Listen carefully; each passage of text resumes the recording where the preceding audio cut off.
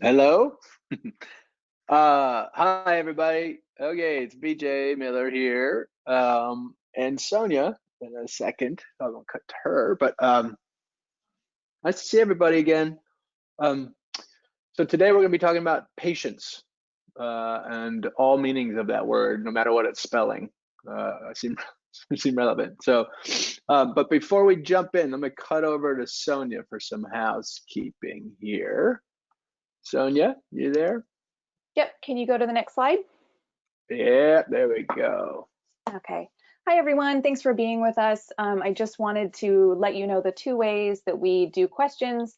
The first way is to raise your hand. There's a little raised hand button, and if you click on that, we will call on you and you can ask your question out loud.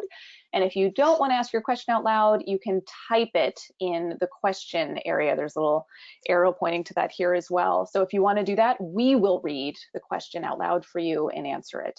And just a quick note, if you've been to any of these before, we've ended up going over without answering all of the questions. So please know that if we don't get to your question, we will record a second session with an answer to that and post that as well and send the link to you. Thanks, everyone. All right, thank you, Sonia. So, okay, guys. So welcome again. I'm hoping a lot of you guys are not new to this program. New folks, welcome. And our habit is to do versions of this monthly. So hopefully we can all get in the habit of joining each other on this Friday. So I want to kick us off, and again, reminder: these kickoffs are not meant to be comprehensive. Like, Lord knows, there's all sorts of things that go into being a patient, and some are general that we can all share, but obviously a lot of them are personal and specific to any one of us. So, again, don't confuse this with a comprehensive list, but more to kick us off in some thoughts from, at least from my brain and from my experiences. But really, this is fodder for more thought, more conversation. So, all right. So the first one here is this idea of handing yourself over to the doctor. This I see a lot as a doctor. I could feel people just sort of wanting to just tell me what to do. Just, in some ways disengage, and it makes sense. Of course, the whole thing is overwhelming. Illness can be overwhelming. A diagnosis can be overwhelming. Not having the benefit of a diagnosis, but feeling crappy is its own kind of difficulty. And then there's the navigating the system, the healthcare system. So easy to say. There's a million reasons why you might want to just kind of go to sleep and let the pros handle it. But I really have to caution you against doing this. The medical system is powerful and enormous and can do amazing things. That is true, but it's kind of it's not a very thoughtful system, and its wheels turn at a clip that it's hard for an individual to keep their voice heard.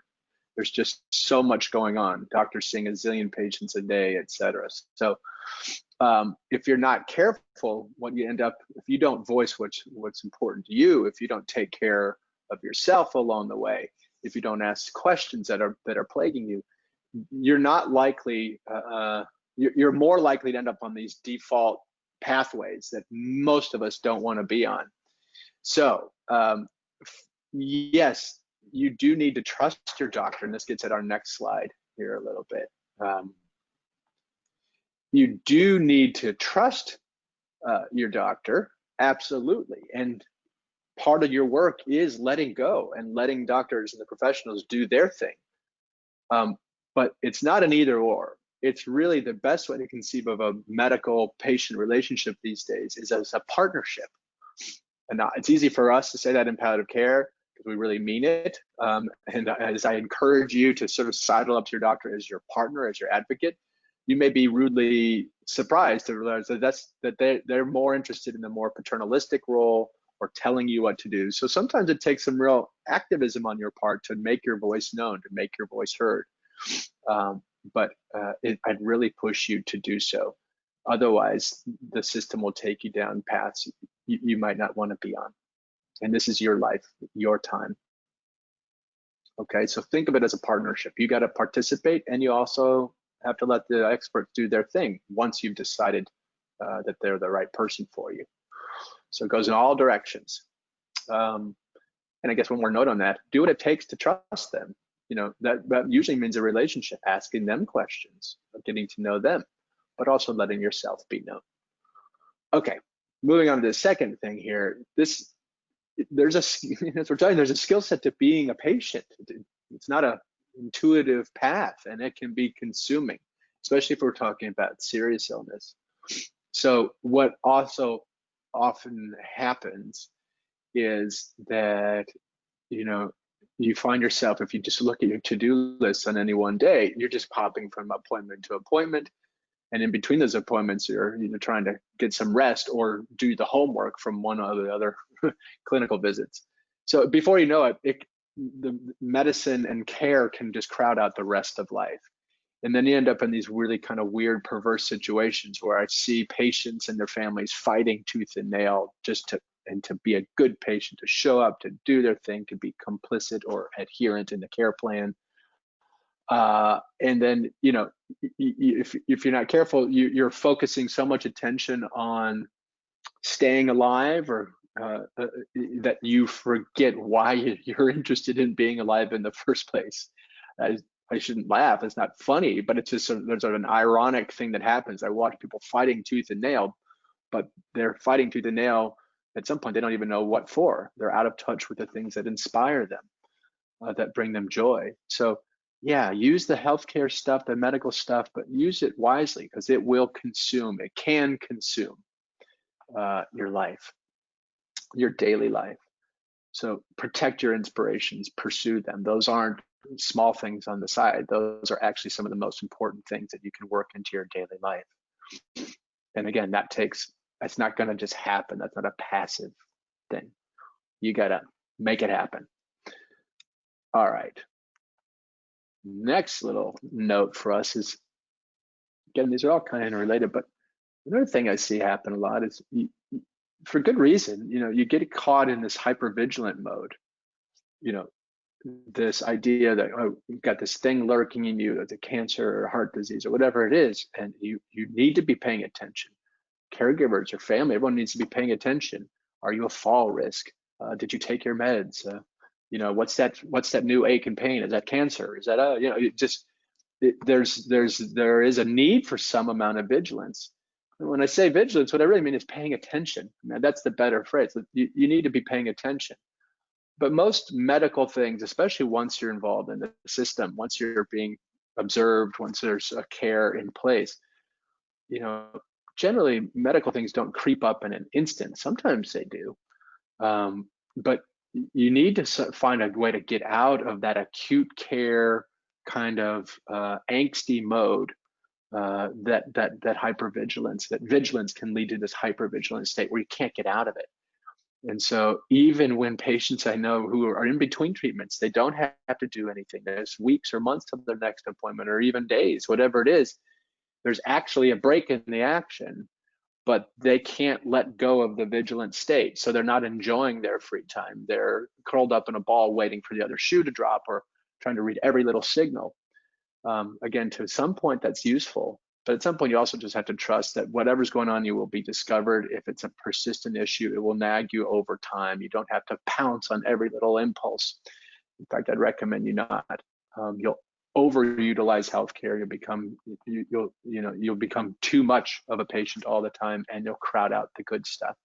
So when you're actually feeling good, when there's actually nothing to worry about, it's really important that you actually take that opportunity to not worry for a moment, to relax, to de-stress, to take some deep breaths, to take walks, to think about anything but your illness. You know, bring it on down. Now, as I say that, we hopefully in the conversation we'll talk about this more, but I know that's not easy to do.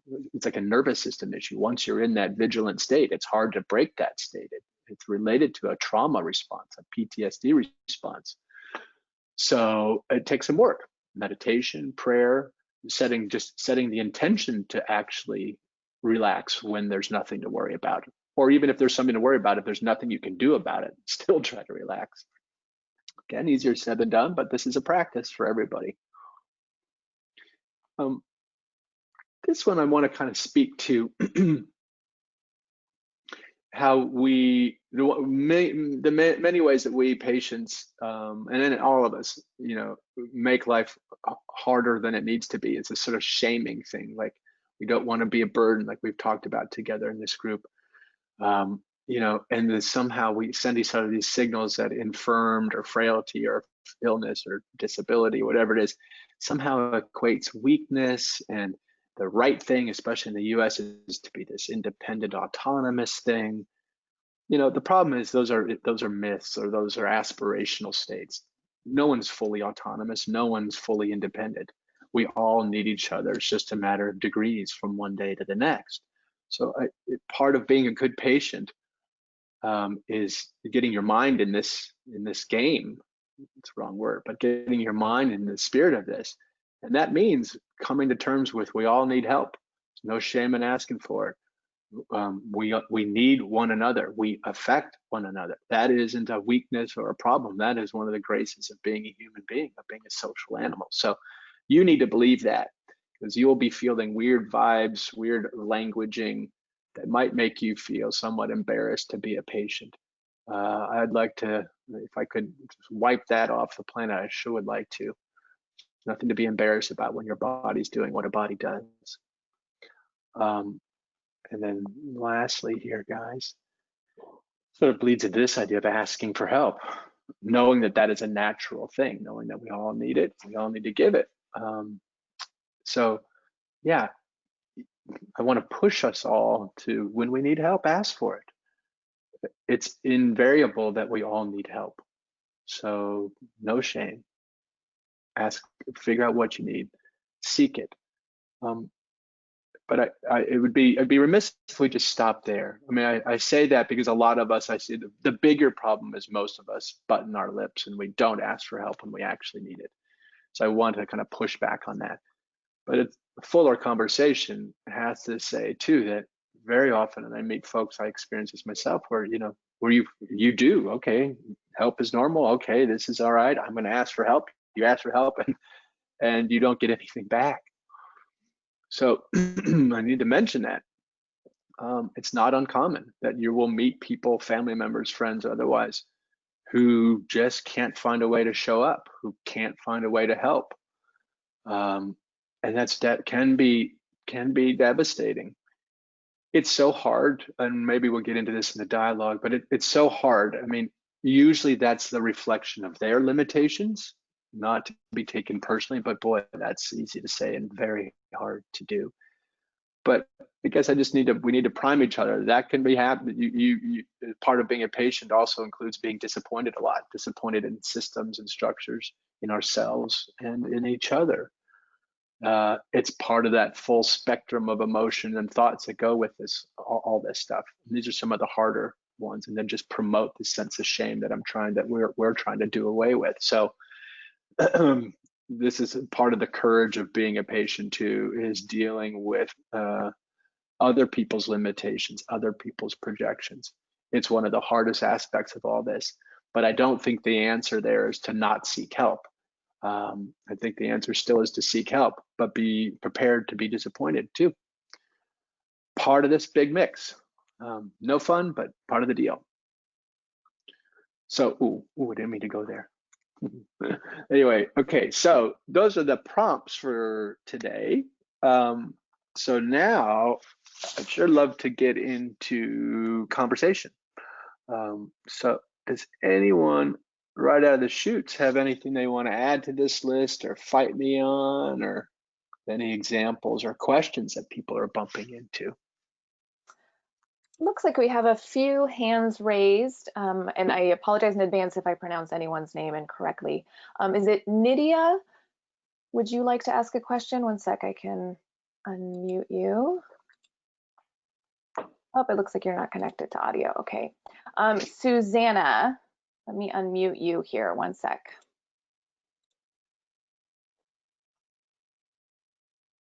Hey, Hi. Susanna, you're unmuted. Hi, BJ. Hi, everyone. Hi, Susanna. So I wanted to do a follow-on. I'm somebody who, when I check the box, are you a healthcare person and a caregiver or a patient? I'm both. I'm the healthcare POA for my mom, who's in hospice with end-stage Parkinson's, and I've just gone through the cancer wheel, oropharyngeal squamous cell carcinoma, HPV positive. So I've got both sides of the coin there. And I worked for UCSF as a clinical research coordinator for like 20 odd years. So what I wanted to share with folks is what BJ was saying about, it's okay to ask for help and you will be disappointed. I developed a tool that really worked well for me. I set up, there's these Caring Bridge pages. There are lots of helping hands, and you can give updates. And quite often, a patient's spouse or friend will set it up and post updates. What I did was I set it up and I did my own daily updates. And I just put out one little post on Facebook's like, I've got this thing going on. I'm never going to post here again. If you want to reach out to me, you come here and check this out. And what I found was, by just being real and just sharing what was going on with me, I was surprised at who came out of the woodwork and read my post every single day and commented every single day. And I was also surprised by the people who I thought were my better friends who ghosted me. And somebody asked me, well, did that hurt your feelings? And I said, no. What it was is like, some people at that moment in time had the bandwidth to be there for me and others didn't. And I took it more like, that's sort of interesting that John hasn't called me. Or wow, I haven't talked to Laura in years, and here she is sending me like personally written cards and and care packages. So my attitude was, I'm just going to throw it out there to everyone, and those who can respond will, and I will be grateful for all that love and attention that I get. And what I found out later from my friend John was, he's like, you know what? The reason I couldn't talk to you is because I set up my mom's Caring Bridge post and she died, and it brought back all those things for me. So I wanted to reaffirm to BJ that it's actually true. It's about them. It's not about you. So really don't take it personally. But the other mental shift that I did, because as a UCSF person, like, you're the caregiver, it's very uncomfortable to go into the patient seat, very uncomfortable. But then I reminded myself, here people are at loose ends. They're freaked out because of this COVID thing. And we know from research that people who have like a plant that they can water, or a dog that they have that's like their thing that they can focus their attention and take care of, is healing for them. So I counseled myself, not only is my asking for hope appropriate, but I am doing people a favor, because some of those people who are responding to me are feeling, what can I do? What can I do? I have all this energy and I'm feeling powerless. And if they can focus it on me, like, I can send Susanna a care package, I can boost her spirits, and I can feel good about myself because I'm reaching out and taking care of her. I must say, like, you're welcome. I have cancer. Now you have a project, right? So I feel like I've gone on for a little bit too long, but I just want to really emphasize that you can do this attitude adjustment. You can get your mind to a space where you don't have to feel bad about asking for help. And if you're not a writer and it's not the Caring Bridge post to do, just figure out what your tool is. So good, Susanna. Thank you for sharing. And I wonder if it's affecting your how you're working with your mom. I think you mentioned Parkinson's when you're on the caregiver side of this. Well, my mom is in Chicago. I'm in San Francisco.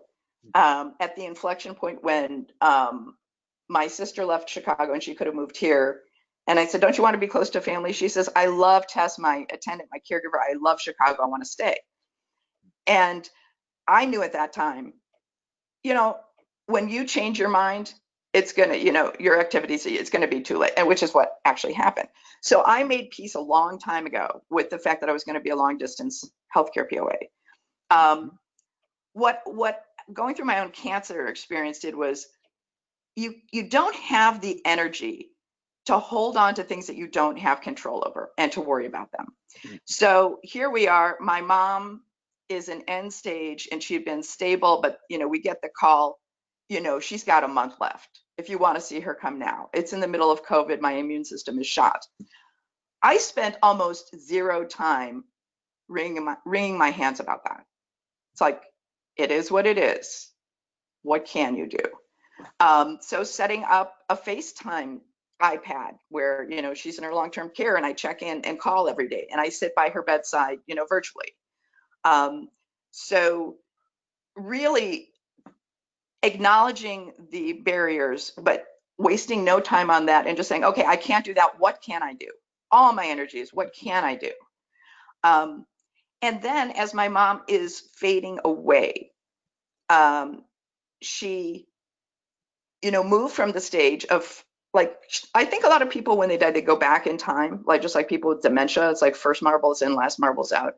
So there was a period of time where she was very attached to and wanted to talk to me. And then she didn't really care about her daughter from the 60s and 70s. She cared about her high school friends. And, once again, not taking that personally and understanding, oh, this isn't about me. This is about my mom's journey towards death. And so also, BJ, reading your book is very helpful. So I want to put a plug in for that. So the Beginner's Guide to the End was a great, great tool. I'm glad to hear that. So thank you for writing that. But really to acknowledge that that's her journey and to feel more like a midwife or a doula, coming into the world and leaving it. I mean, the good thing about coming into the world is, like in 12 to 24 hours, or even like a horrible labor, 36 hours, this is going to be done. My mom was supposed to die according to her hospice in October, and here she is still alive, slowly, circling the drain. And just being open to it's going to be what it's going to be. This is her process, however long or short it is, and my only job is to be compassionately detached and to be a witness and to be there for her as much or as little as she needs me to be.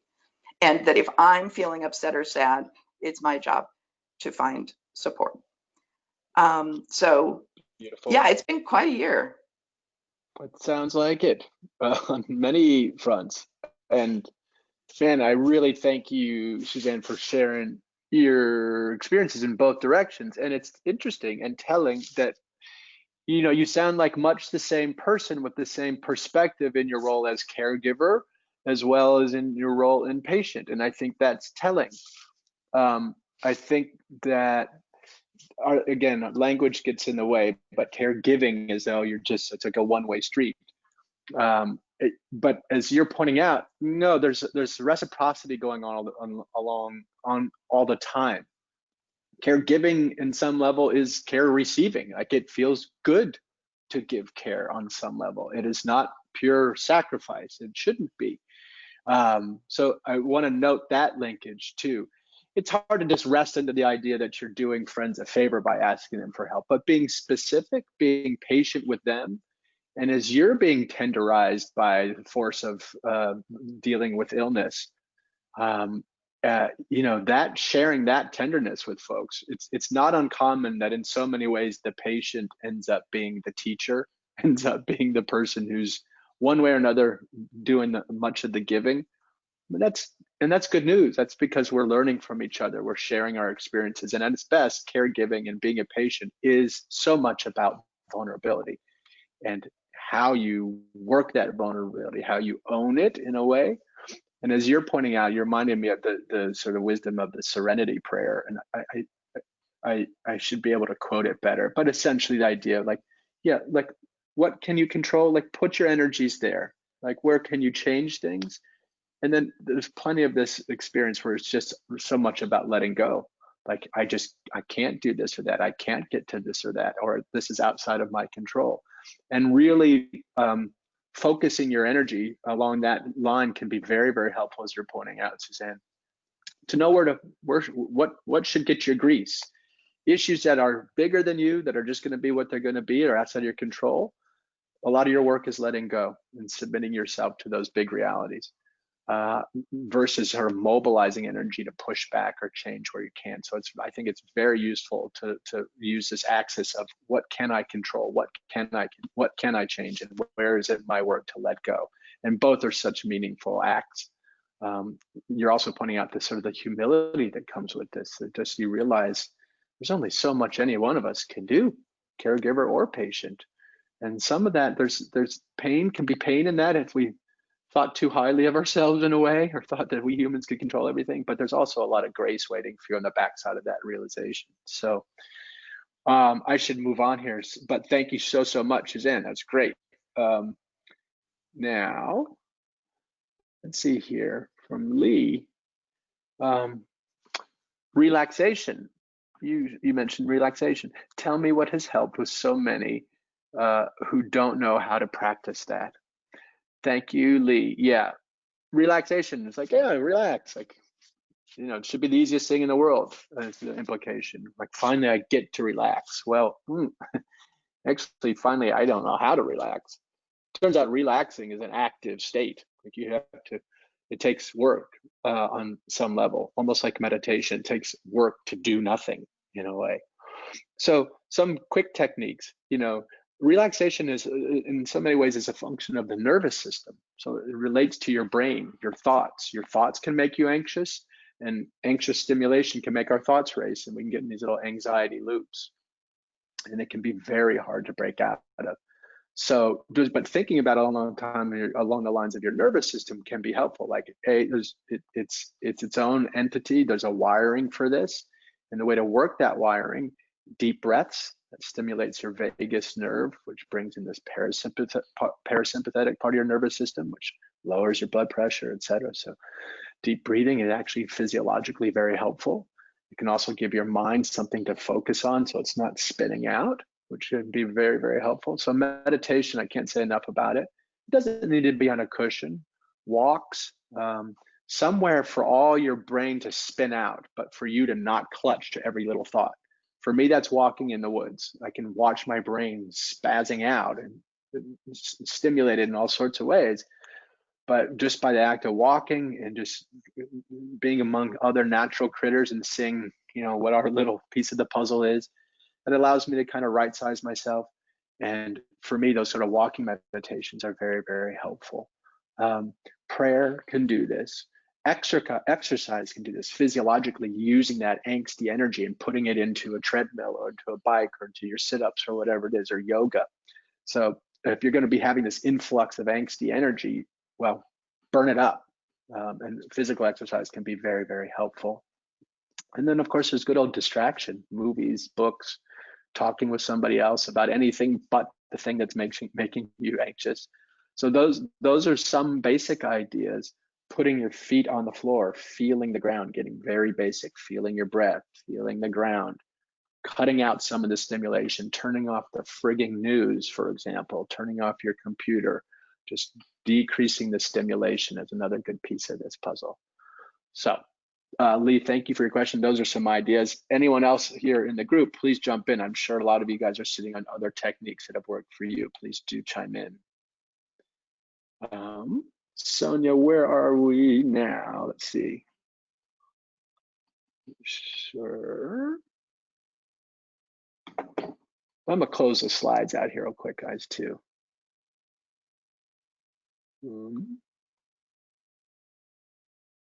There we go. So, okay, where are we on the list?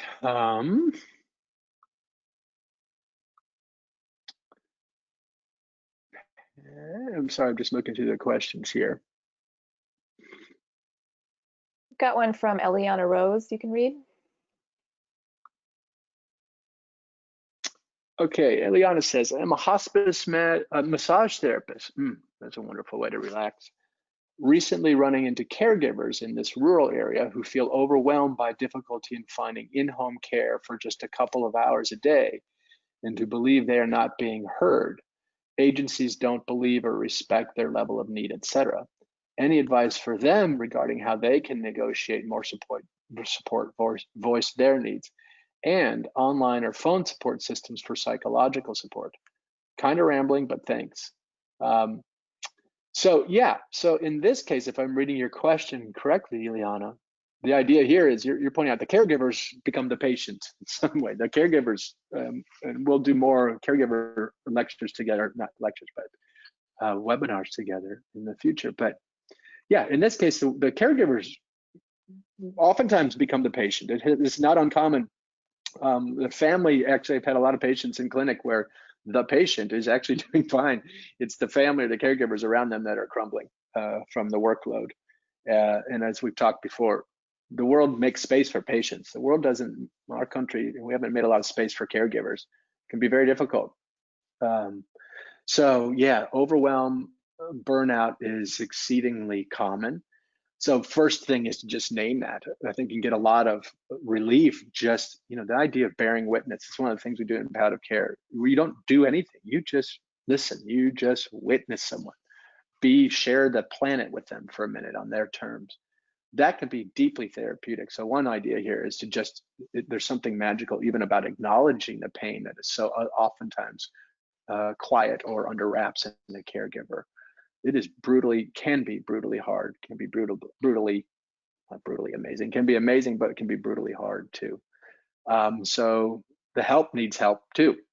This is why these things we should be thinking in ecosystems. Any one family unit, any one person often is not enough.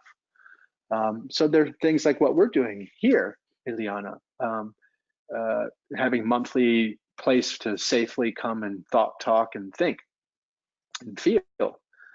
At Mettle Health, what Sonia and I have started recently is this online palliative care counseling program. So actually, most of our clients are caregivers who are reaching out for support, social support, existential support, spiritual support. Again, having a safe place, one-on-one session to be heard, because it so much becomes about the patient, not the caregiver. The caregiver needs love too. So, and there are other online portals for caregiver support. There are support groups increasingly. Hard part is finding those support groups. Increasingly, we'd like to keep a list of those kinds of resources. But Googling support groups in your area might get you there. Last thing to mention is sometimes if you know a local hospice or home health organization, or sometimes like a cancer resource center, if it's cancer centers will often have like a library. You can go in and ask them, like, do you have any listing of caregiver support groups? They exist. Again, it can be hard to find, but those are some ideas. All right. I think we've got a hand up that's been up for a little while. Derek, I'm going to unmute you here. One sec.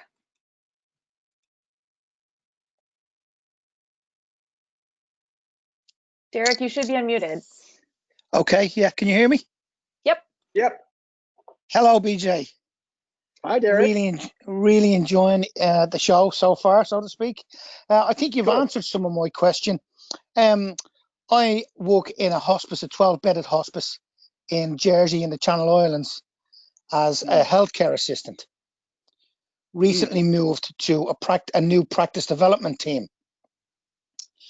And one of the problems that I think you might shed some light on or help or maybe have some tools on is I'm having, I don't know if it's my struggle, but a struggle with sort of stopping everything becoming about our stuff and what we do. And recently with COVID and with staff who are redeployed from other departments, so to speak, and departments that are closed down, such as the day hospice or the day centre, it seems to have gotten a lot worse because now we have patients who are no longer having visitors, but are also in the care team. Now we have nurses who, for want of a better expression, don't really want to be there, have been put there from another role. And I've just watched with interest, and I've watched with how patients comply because they're in the hospice, because they're not getting charged, and they comply and they go along with what we do. And I've been trying to put some things in place to maybe turn it around as to what do you want as the patient? How can we facilitate that rather than you rolling along with what we do? and we lose that human, that connection seems to get rolled along with an extra long drug round, or we've not seemed to, what can I do to replace, or to give staff the tools to make a connection, and to use one of your phrases, make a connection and find something to care about other than what we just do. Yeah. Yeah, Derek, thank you.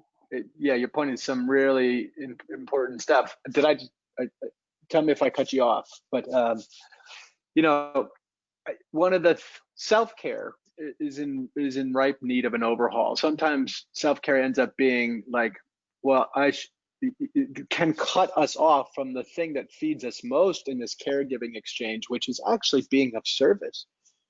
And to be of service, the work we need to do has to serve the person's needs. And in the world of hospice and palliative medicine in particular, but also all of healthcare, the patient is the one who gets to say what they care, what's important to them. We don't project that onto them.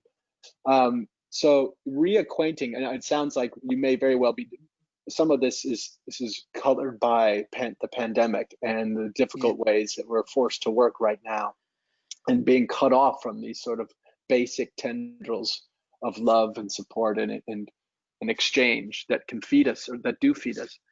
So I think part of it would be just naming that, as ever, like we just said a moment ago, just naming the issue so people don't feel like they're crazy or suffering alone, I think is important.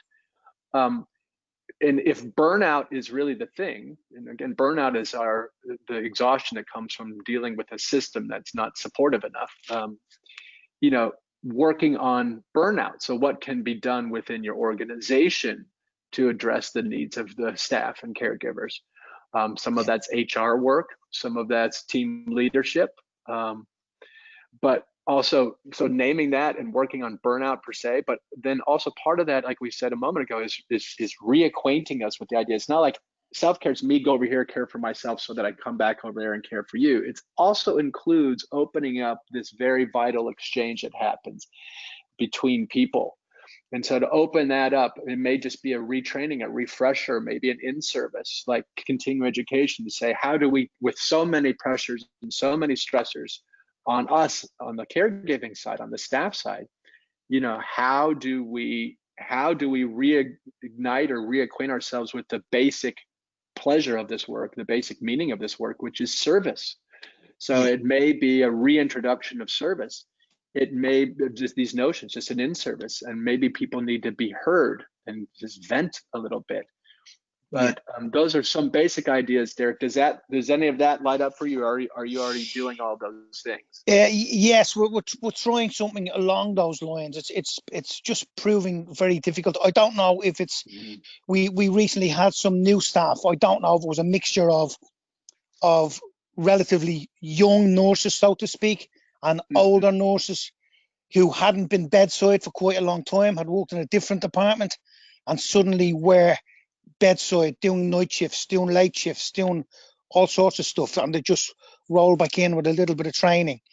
And it seems to be, it came to, what really gets me is if a patient says, I'm really sorry, I know you're busy. And then if we're in a meeting, or if we're in a staff situation, I want to know how has this been put on this patient? Because I've not said I'm busy, but someone else has been in there. It's really, really difficult. Yeah, I feel you. And there are only so many hours a day, and there's only so much that can be done. And we are in this sort of protracted, acute crisis kind of mode. But like we were talking about hyper-vigilance, we all have to find a way. We can't stay in crisis mode for too long. Yeah. So maybe the answer for some of these new folks is more training, continuing education, if they weren't really trained to be at the bedside for this kind of work. But it also may be even when these staff aren't doing what you would hope they do, it may be the first step, may be a big hug for them. Maybe they're just overwhelmed and hurting like hell and need to be seen and heard too. And that'd be probably the place to start. Yeah. Okay. All right, brother. Well, thank Brilliant. you, man. Thank you. Thank you. Yeah, well, let's keep thinking together.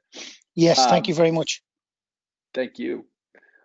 All right, guys. Where are we now? I think we've got Andrea, you've had your hand up for a while, so let me unmute you here.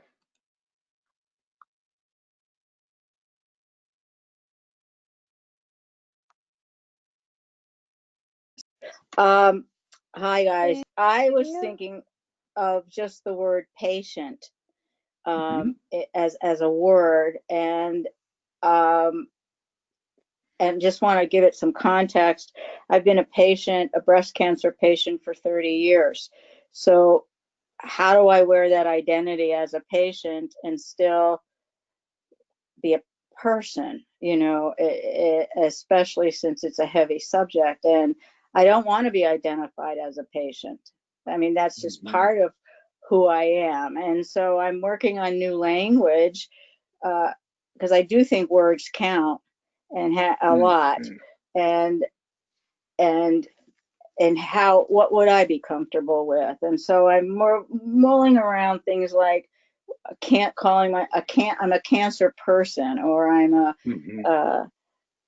I don't know. I'm working on it because I don't know. I feel that it diminishes who I am. It's almost like putting the gown on when you get into an appointment. Suddenly you don't have your own clothes on anymore. You have a gown on, and right away that changes the dynamics in the room. And for me, it's caused me to take a stand about who I am as part of the way I introduce and work with my doctors, as you know, BJ. And so that I want people to know who I am, and that I am dealing with this really crazy situation for so long, but that isn't who I am. And so I'm not sure how to wiggle and work with this, but I am not a walking cancer cell. And I don't, it really angers me that that would be a category people would put me in, because I am a cancer person. I mean, that's a long time with that identity. I'd rather have something else, you know? Yeah, I feel you, Andrea. You know, I really do. You know, I do. But I think you're bringing up some really good points here. We use that word patient to try to kind of reclaim it and own it, so that you, the patient, can define it. You know, and that word simply means one who bears, one who suffers, you know, and that's accurate enough.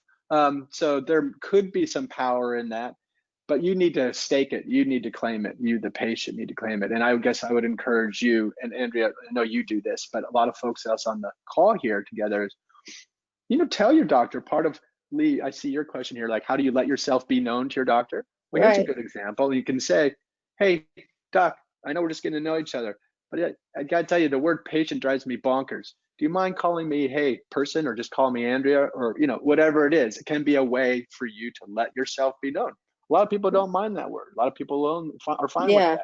If, you know, as an example of you, advocating for yourself, and then this is why this is why you don't hand yourself over to the doctor. It is a relationship. That's right. So I think you're reminding us about something very, very important here. The words are there for us to use, not be used by them. So own those words. You let your doctor know what works for you. So thank you as always, Andrea. Love hearing your voice. Love hearing yours. All right. Well, let's move. Let's see. We got some more hands up, Sonia, right? Do we have?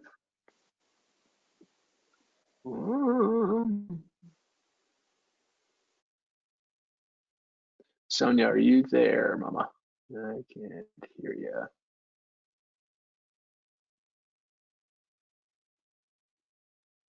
Hello?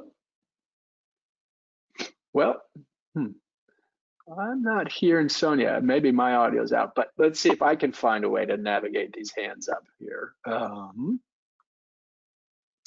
Jaco, if I'm pronouncing that correctly, let me unmute you.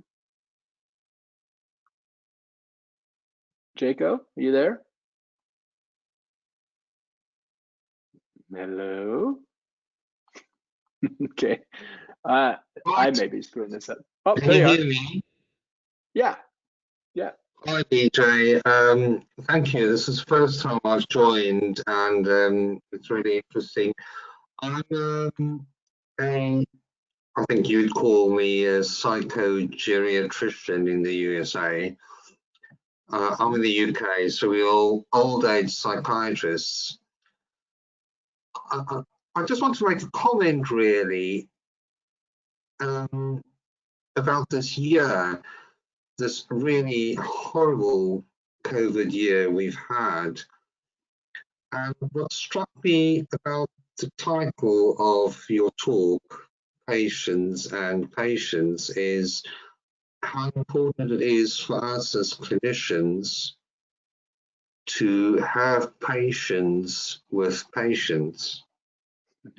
People are struggling, especially in my community, old people who live alone, who are isolating, shielding, who have no contact apart from things like window visits, especially people in care homes and hospices and hospitals.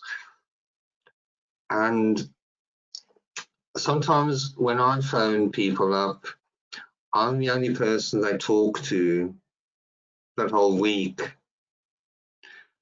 And I've sort of changed in the way that, yes, I do phone them up as their clinician to find out how they are medically, but often I'm just somebody that they can talk to tell me what they've done, how the dog is, what they're doing in the garden, and just taking that time, sometimes it's only 10 minutes, to listen and to acknowledge how they feel is extremely important. And it goes back to putting your patient in the center, and they might not have a medical or a psychological complaint at that time, but they just want to have a discussion, human contact, sometimes a bit of a laugh, and you know, they really appreciate that, and they look forward to me calling them again next week for a 10-minute chat. And I know that's not really being a doctor, but I don't think we are just doctors, we are people. I've been a patient myself, so I can look at it from both ways, and sometimes that's all you need. It's just a little bit of human contact and acknowledgement. Oh, I so hear you. Is it Jaco? Am I pronouncing that correctly? Yeah, that's right. Thank you. Yeah. Jacob, that's beautiful. I mean, amen. You know, yes. Like we're saying, I would say actually, you say that's not really being a doctor. Well, it's not really being a doctor in the modern sense, but in the traditional sense, in so many ways, that is being a doctor. Bearing witness. That phrase may be a little fancy sounding or whatever, but I don't think there's anything more important that we offer each other, even as a physician, as a professional.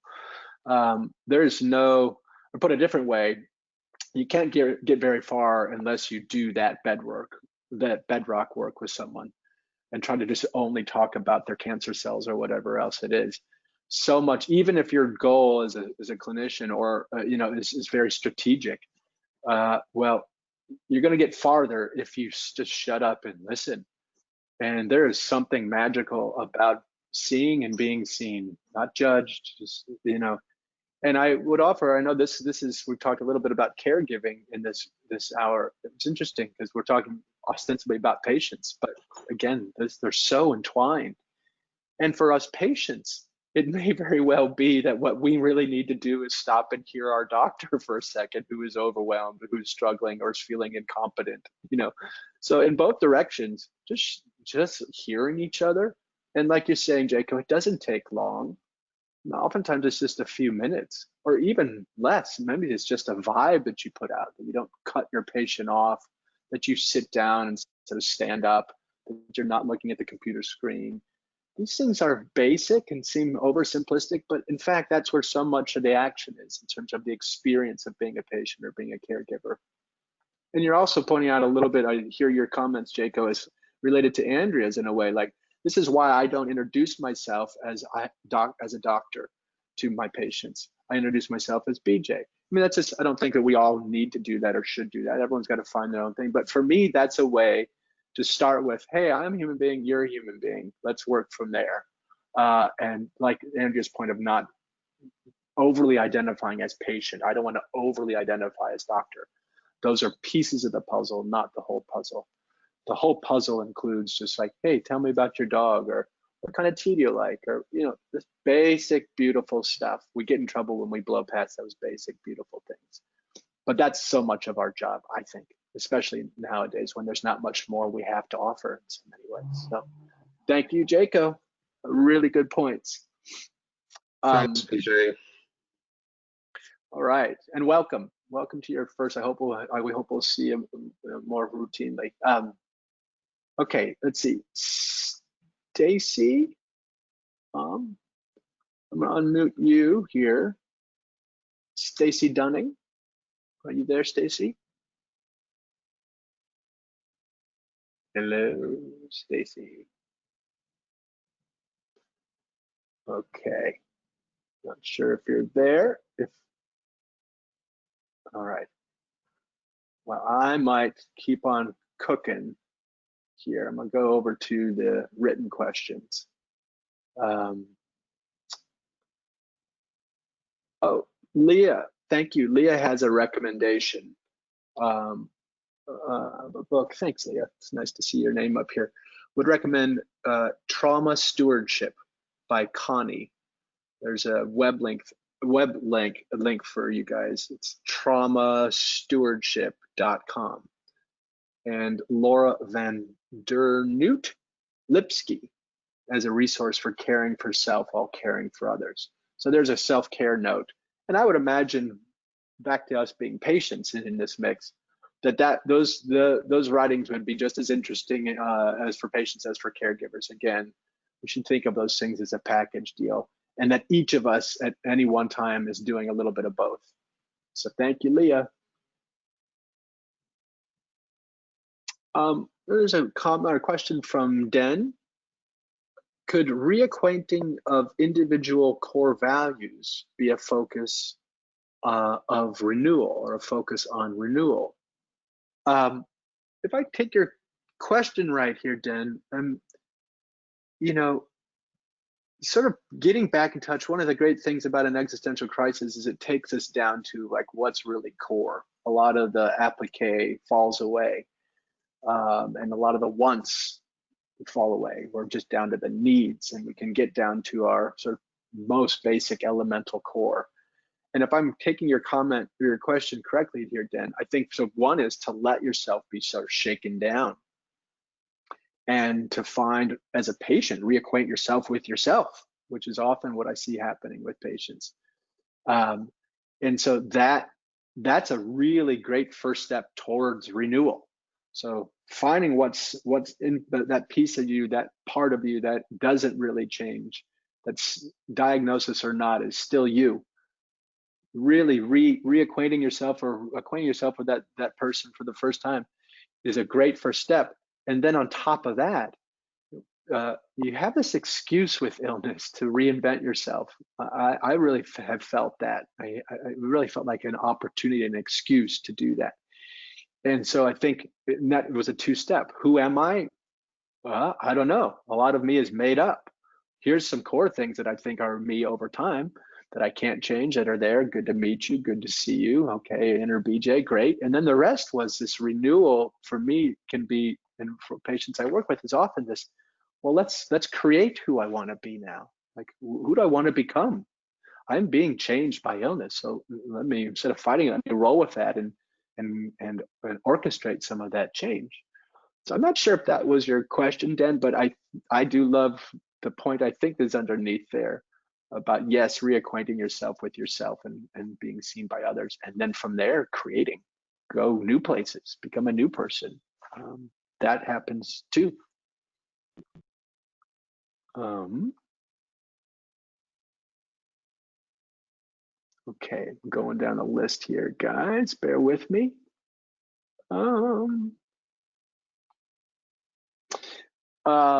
From Ken, could you give some guidance on how to find a great palliative care team? Seems the term palliative care scares many guys and they just do not wish to chat about it. Oh, yes, Ken, you are right about that. So palliative care is poorly understood and it freaks people out because it's overly conflated with death and end of life care. It's importantly different. Palliative care is simply within the context of serious illness. It's just the pursuit of quality of life. And so what we do in palliative care is we treat suffering and we hunt for meaning rather than trying to fight a disease. So the Center to Advance Palliative Care is a good resource to go to find these definitions. They also have an ancillary resource called getpalliativecare.org, getpalliativecare.org.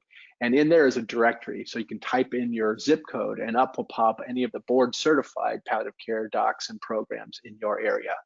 And then from there, interviewing them. If you have choice, call a few and see which, some of them will be able to offer different levels of service and specialize in various things. Like some programs just do cancer, for example. So giving them a call and seeing if it feels right. That would be, that's a good general rule of thumb of how to find palliative care for yourself. And then increasingly, like with Mettle Health, not to plug us, but increasingly it's irrespective of geography. And so you or your friends can always reach out to me and others at mettlehealth.com and we can talk with each other this way. So thank you for your point. And we are right at 11, guys. So as we try to really respect the clock, because I know the clock matters. So as we always do, Sonia and I will say goodbye now, and then we will cut back. We will record answers to the rest of your questions and send those out in a link to you. But before we go, real quick, I want to, also in this habit, thanks to Susanna Fox, of asking a question at the end for us to continue to chew on. So I would love to hear your answers to this question. Our question for the month is, what should the healthcare system change to become more patient-centric? Assuming we all believe focusing on the needs of the patient makes very good sense in healthcare. That is, by the way, not to be taken as a given. That is not really the system we have now. But what could the system do to become more responsive to you as a patient? So email us your answer. We would love to hear from you, and we will collate those answers and get them back out into the world. All right, guys. Well, it's been a pleasure talking with you. Thank you so much for coming and bringing your whole self to the mix is the deal, and listening and talking. And so we hope to see you guys in a month. And meantime, all the best. Stay safe, and thank you so much. Okay, now how do I stop this?